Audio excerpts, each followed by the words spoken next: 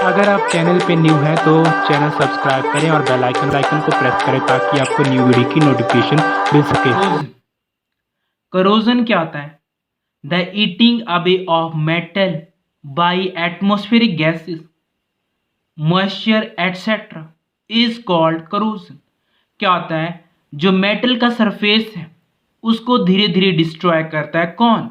जो atmospheric gases होती हैं और मॉइस्चर प्रेजेंट होता है एयर में, वो क्या कर देता है? जो मेटल के सरफेस को क्या कर देता है? डिस्ट्रॉय कर देता है।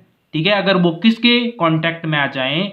एटमॉस्फेरिक गैसेस के कांटेक्ट में आ जाएं या मॉइस्चर के कांटेक्ट में आ जाएं तो मेटल को क्या कर देगा? वो डिस्ट्रॉय कर देता है।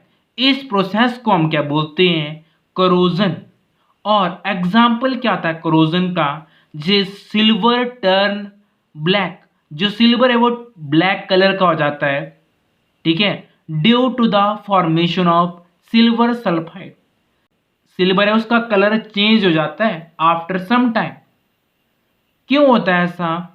क्योंकि जो सिल्वर है वो ब्लैक कलर में इसलिए चेंज हो जाता है क्योंकि फॉर्मेशन ऑफ सिल्वर सल्फाइड। क्योंकि जो सिल्वर है उस वो भी किसके कांटेक्ट में आ गया? एटमॉस्फेरिक गैसेस के कांटेक्ट में और मॉइस्चर के कांटेक्ट में। जब मॉइस्चर और एटमॉस्फेरिक गैसेस के कांटेक्ट में आती है कोई भी चीज तो उसमें क्या लग जाता है? Corrosion. Copper turns green due to the formation of basic layer of copper hydroxide. जो कॉपर है उसका कलर ग्रीन क्यों होता है आफ्टर सम टाइम? क्योंकि जो कॉपर है वो किस तरह की लेयर बना देता है? Basic layer of copper hydroxide. जब वो किसके कांटेक्ट में आएगा? एटमॉस्फेरिक गैसेस और मॉइस्चर के कांटेक्ट में आएगा तो वो क्या बना देगा? कॉपर से कॉपर हाइड्रोक्साइड, कॉपर कार्बोनेट। इसी को ही हम क्या बोलते हैं? करोजन बोलते हैं। नेक्स्ट है rusting of iron. Rusting of iron में क्या होता है? Rusting of iron that is the formation of reddish brown covering on iron. तो क्या होता है जब आयरन सरफेस में क्या आ जाए? रेडिश ब्राउन कवरिंग आ जाती है। जब वो किसके कांटेक्ट में आएगा? एटमॉस्फेरिक गैसेस और मॉइस्चर के कांटेक्ट में आएगा। Brown brown covering of iron on hydrated ferric oxide. और ये जो हाइड्रेटेड फेरिक ऑक्साइड फॉर्मूला होता है किसका? रस्टिंग ऑफ आयरन का। इसका नाम क्या होता है? Hydrated ferric oxide Fe2O3XH2O। Factors which promote corrosion. ऐसे कौन कौन से फैक्टर हैं जो करोजन को क्या करते हैं? प्रमोट करते हैं, इंक्रीज करते हैं। तो फर्स्ट है रिएक्टिविटी ऑफ मेटल।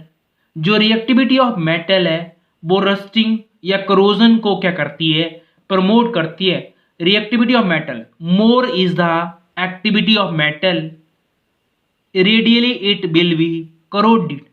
जितना ज्यादा रिएक्टिव मेटल होगा उतने इजीली उसमें क्या हो जाएगा? जंग लगना पॉसिबल है। जैसे एग्जाम्पल के तौर पे जैसे Fe एंड कॉपर। अगर इनमें हम देखें तो iron is top of the electrochemical series.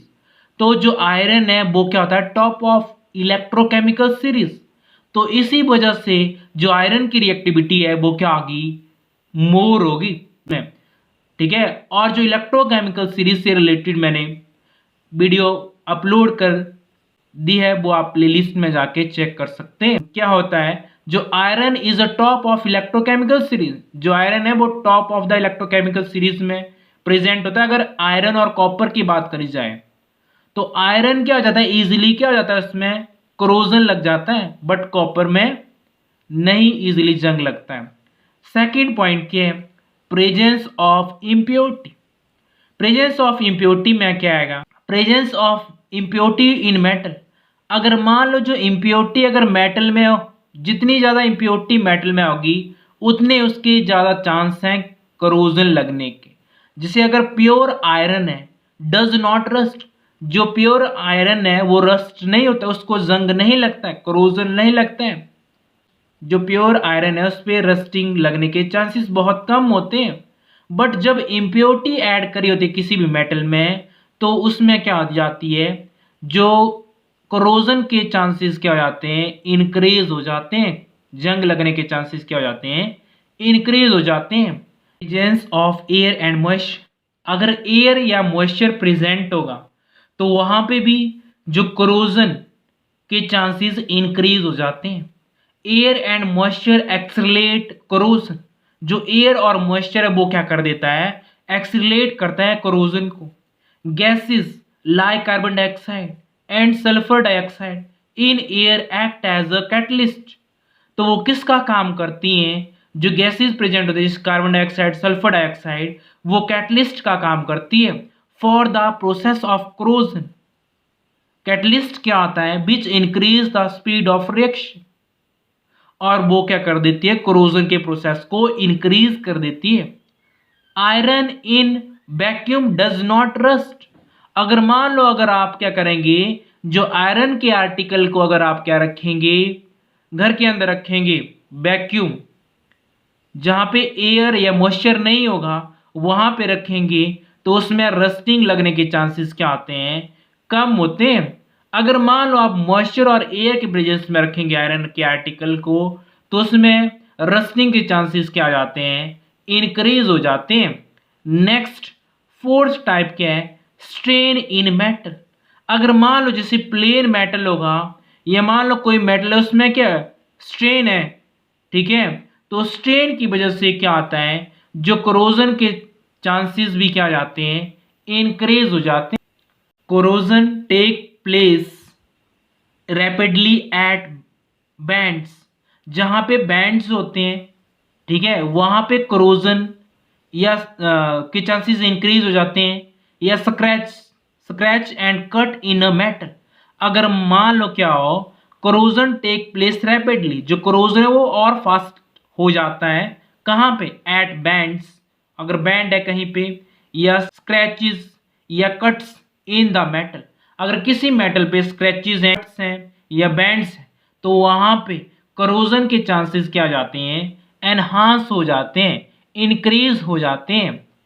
Next point क्या है, presence of electrolyte, electrolyte also increase the rate of corrosion, जो इलेक्ट्रोलाइट करता है रेट ऑफ कोरोजन इंक्रीज करता है।